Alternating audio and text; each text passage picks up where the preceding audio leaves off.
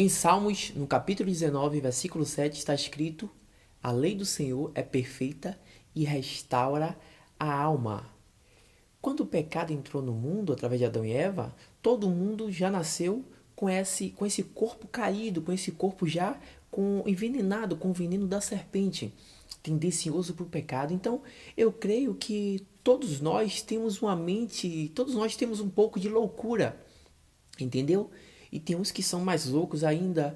Muitos de nós vemos sentimentos em nós que, se a gente não julgar e não fazer a mesa redonda no nosso eu, sentar e começar a criticar nós mesmos, a gente fica tipo que hipnotizado, cego, e sentimentos terríveis pode desenvolver na gente. Quantas pessoas me disseram assim: pô, tem um amigo que disse: pô, Gerson, eu tô sendo tentado pela minha irmã, que troca de roupa perto de mim, ou coisas até piores, vários sentimentos ruins.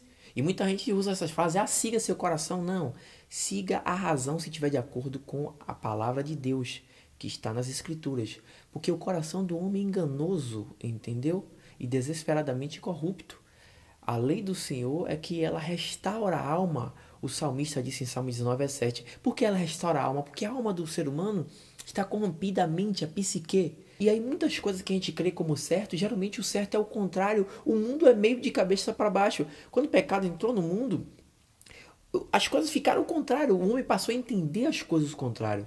Antigamente Adão e Eva não precisava de um pergaminho ou a lei em pedras. Entendeu? Isso é chamado de o espírito da lei. Ele tinha o espírito da lei da mente. Ele entendia quando Deus conversava com ele. Depois que o pecado entrou, isso foi saindo do ser humano e Deus precisou escrever.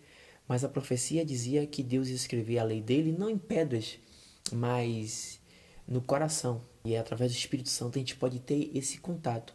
Então, vale a pena a gente estar sempre julgando e sempre meditando na palavra do Senhor, para que a gente possa sempre ter a alma restaurada. É como Jesus disse em Mateus 4: nem só de pão viverá o homem, mas ele vive também de toda a palavra que sai da boca de Deus. Olha, é da boca de Deus, não é da boca dos homens. Então, é o alimento que alimenta o espírito. Quando você tiver, tipo, meio, nunca mais leu, nunca mais deu uma meditada, nunca mais orou, nunca mais congregou e teve junto de outros irmãos que contou uma experiência ou uma fraqueza, alguma coisa que viesse te ajudar, porque assim como o ferro afina o outro ferro, assim um homem, ele afina, ele ajuda o outro homem. Está escrito em Provérbios. Então comece a analisar a si mesmo se você já está sendo influenciado por coisas ruins. O homem tem a mente o contrário. Julgue tudo que você imagina, tudo que você pensa, porque. E já viu aquela brincadeira do anjinho e do diabinho?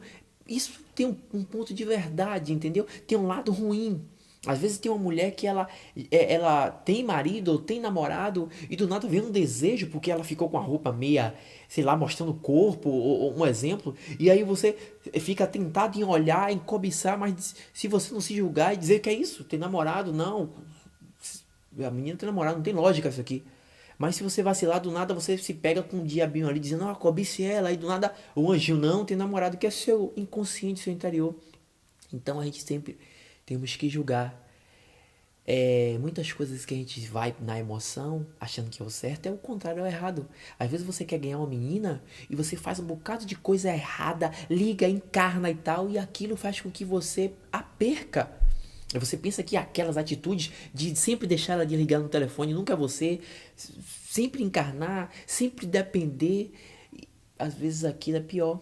A gente perde muita coisa só pelo medo de perder.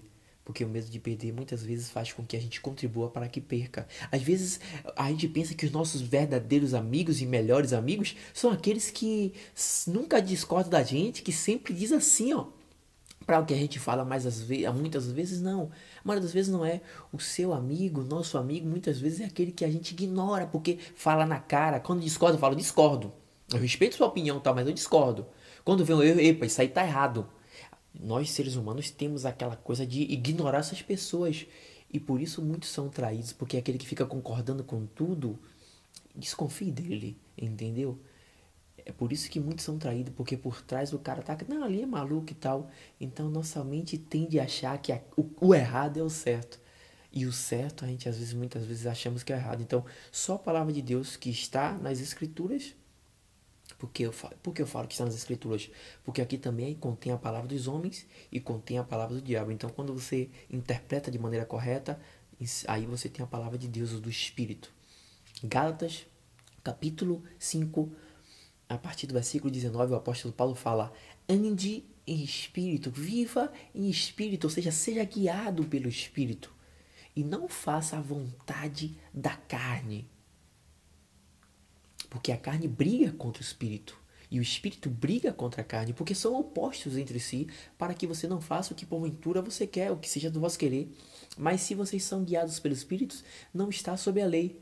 Ora, as obras da carne são conhecidas e são prostituição, impureza, lascívia, idolatria, feitiçaria, inimizades, porfias, ciúmes, brigas, dissensões, facções, invejas, bebedices, glutonarias e coisas semelhantes a essas, das quais outrora eu vos adverti que não herdarão o reino de Deus o que tais coisas pratica, mas o fruto do Espírito é amor, paz, longanimidade, benignidade, bondade, fidelidade, mansidão e domínio próprio.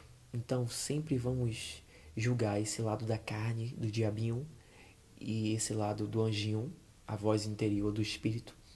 E vamos procurar andar em espírito. Muitas vezes o que achamos que é errado, o contrário, é o que é certo. E muitas vezes o que achamos que é certo, aí sim é o que é errado.